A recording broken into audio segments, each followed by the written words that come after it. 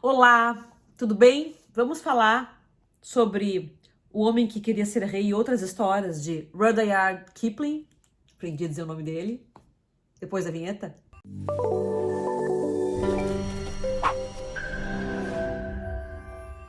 Este é o primeiro livro que eu me propus a ler em 2021.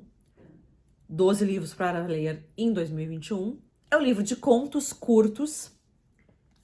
E este autor é o autor do Mowgli. Vocês já ouviram falar de Mowgli, né? Antes de falar dos contos, eu queria situar vocês a respeito da história desse autor. O Rudyard Kipling era Joseph Rudyard Kipling. Ele nasceu na Índia Britânica, numa época que a Índia era colônia britânica. Ele se dizia anglo-britânico e ele tinha um conflito de lealdade depois, quando se tornou adulto, porque ele nasceu na Índia, era britânico, foi morar na Inglaterra, mas a que senhor ele serviria depois, né? Ele nasceu em 1800, perdi aqui a data, deixa eu ver se eu anotei em algum lugar. Ele nasceu em 1865 e morreu em 18 de janeiro de 1936 em Londres. Nasceu em Bombaim, morreu em Londres.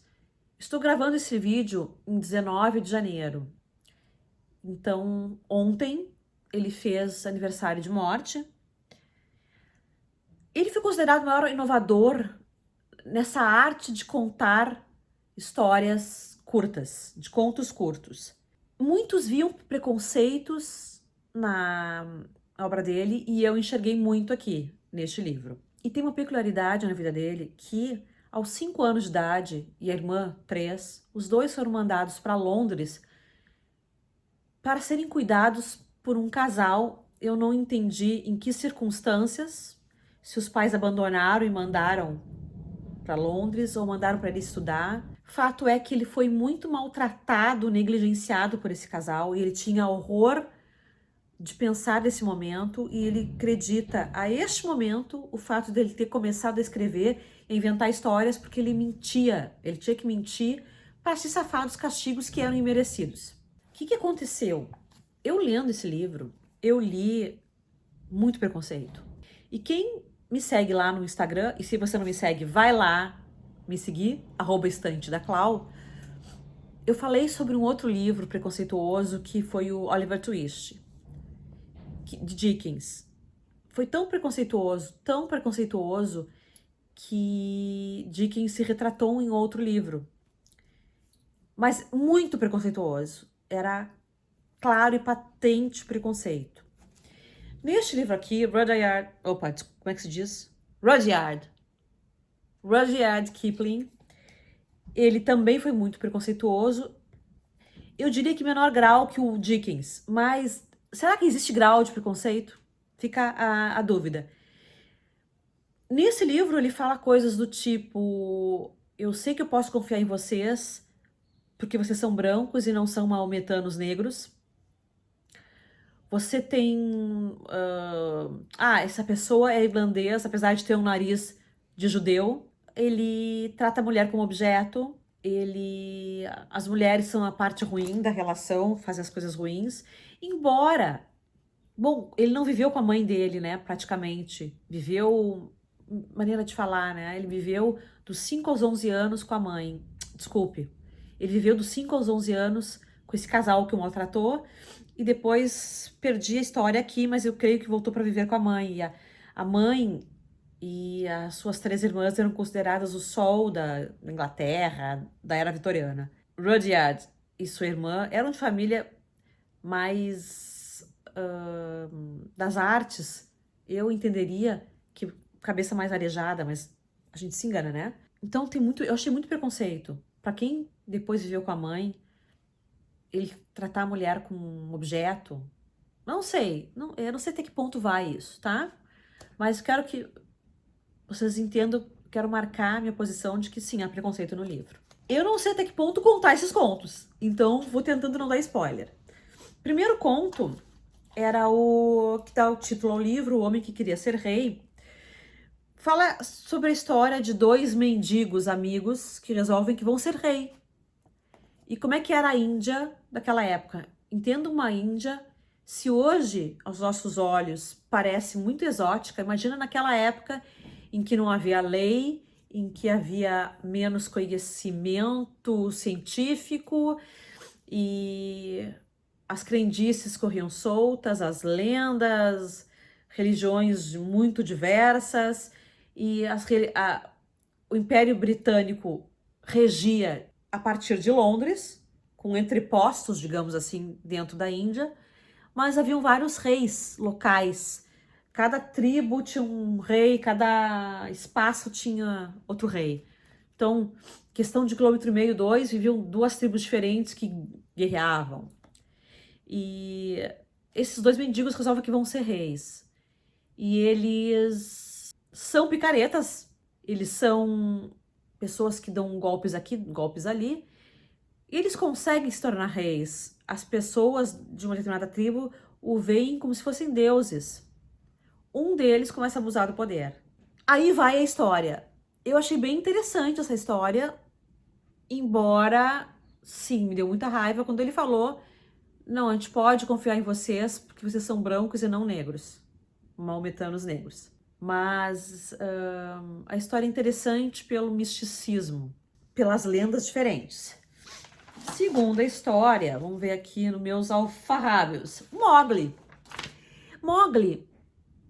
Eu li Mowgli e eu vi o desenho animado de Mowgli quando eu era pequenininha. Eu não me lembro da história. Nessa história, Mowgli é um homem já feito, um homem jovem já feito, que fala com os animais, que consegue se comunicar com os animais e chamar os animais. E ele se encanta por um homem branco e começa a servir aquele homem branco, porque este homem branco respeita a natureza e é um guarda florestal.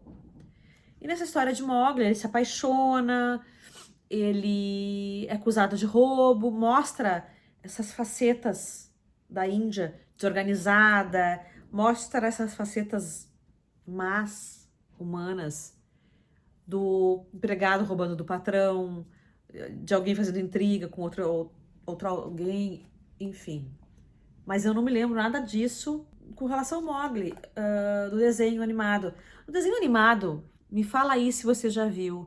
Não tinha um urso que era o Balu, algo assim? Aqui não tem nada de urso. À beira do abismo, o marido sai para trabalhar, mulher põe um outro homem dentro de casa, se encontram às escondidas e riem desse marido. O marido trabalha numa cidade vizinha, então não vem para casa todos os dias. Até que coisas acontecem. Não posso contar muito mais, porque é um conto muito curtinho. É um conto sobre traição.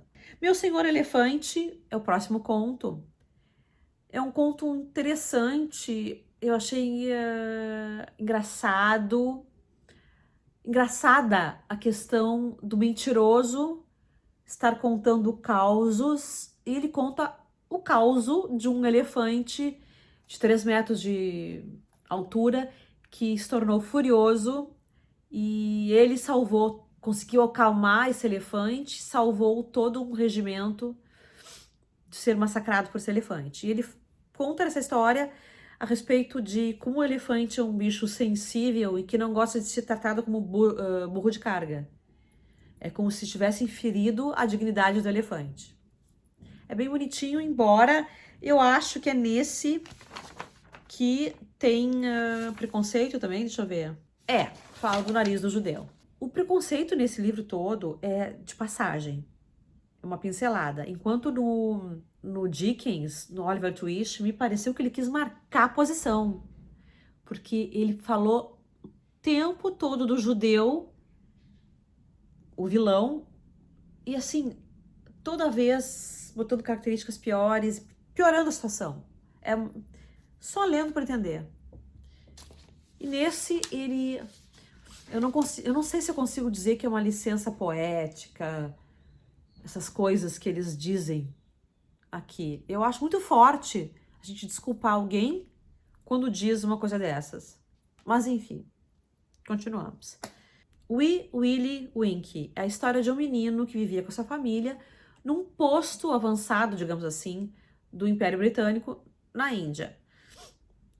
Eles vivem num quartel-general e esse menino é proibido de brincar fora de certos domínios, porque a partir dali haveria perigo. E um dia ele tá brincando e passeando e ele vê uma moça e um moço, um moço e um moço, uma menina e um rapaz se esgueirando e se encontrando escondido. Claro, na ingenuidade de criança, ele não entende o que é aquilo, mas o rapaz pede silêncio pra ele, pelo amor de Deus, não conta pra ninguém. Tu é o meu melhor amigo pequeno, daqui a um mês eu vou pedir ela em casamento e vai estar tudo resolvido, mas não conta pra ninguém. O que que acontece? Esse menino entende que essa moça é propriedade do amigo e ele tem que zelar pela propriedade deste amigo. E um dia ele vê essa menina, essa moça, saindo para passear e ele a segue de carro, de cavalo, e ela sofre um acidente, ele vai ajudá-la, só que há malfeitores por perto. Bom, não conto mais a história porque ele vai se virar para poder salvar essa menina. É outro conto preconceituoso com relação à mulher, em parte. Pequeno Tobra. Pequeno Tobra é um menino que está sendo julgado pela morte da irmã. E ele é tão pequenininho que ele não aparece acima do estrado, não sei como chamo, do tribunal, sabe? Quando o réu senta, tem um anteparo na frente dele e o juiz fica na frente, como a gente vê em filme, aquilo, ele era tão pequenininho, aquele estrado, ele fica para baixo do estrado. Ele é inocentado por falta de provas, dão para ele comida, o salvam da fome, e ele, na verdade, confessa que sim, matou a menina, e ele conta por quê. Não vou dar mais detalhes, é um conto triste e eu acho que é um dos que eu mais gostei. O Túmulo dos Ancestrais. Eu achei este conto bem complicado de entender. Acho que quando o autor escreveu, que alguns contos, eles não se deu conta, eu acho provável, de que todos aqueles lugares que ele citava eram muito difíceis de serem compreendidos pelo ocidental. Todos aqueles nomes, todos aqueles objetos e bichos e palavras que não são em inglês seriam difíceis de entender. E não há tradução para essas palavras aqui. O tradutor não deu explicações. Eu achei um conto complicado de seguir, porque assim, fala de gerações e gerações de uma família. Essa família ficou muito famosa na Índia. Não sei se ela existiu realmente, né? Mas no conto,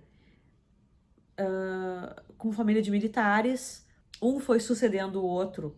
Pai sucedeu o avô, filho sucedeu o pai, como gente de valor para o exército britânico, até que chegou o próximo da família para se alistar. E o que aconteceu foi uma revolução, assim. Existiam no Império Britânico, no exército do Império Britânico, alguns hindus que serviam a esse exército e que tinham servido aos anteriores membros dessa família também.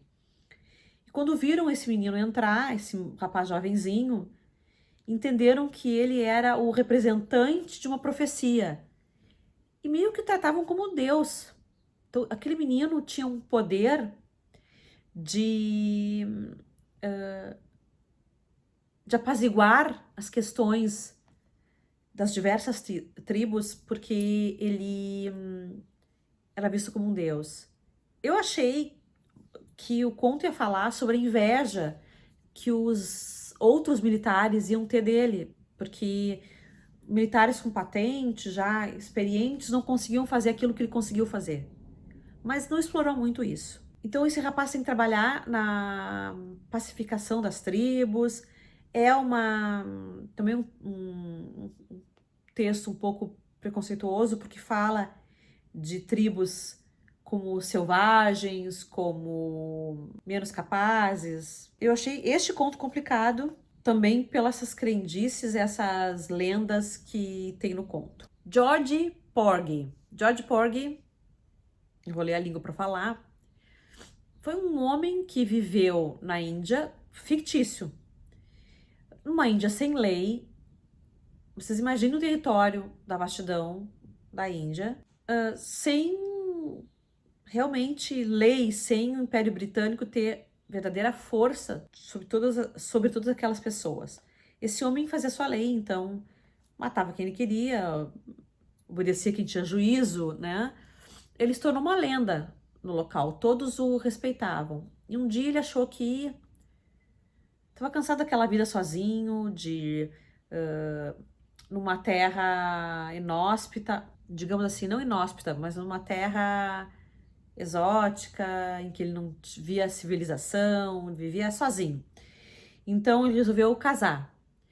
E na Índia, o que se fazia era o homem pagava um dote para família da esposa, para a esposa, como ele, digamos assim, ele comprava aquela esposa. Comprou uma mulher que foi extremamente devotada a ele, organizou aquele lar, aquela mulher se apaixonou, já era apaixonada por ele e se dedicou àquele homem.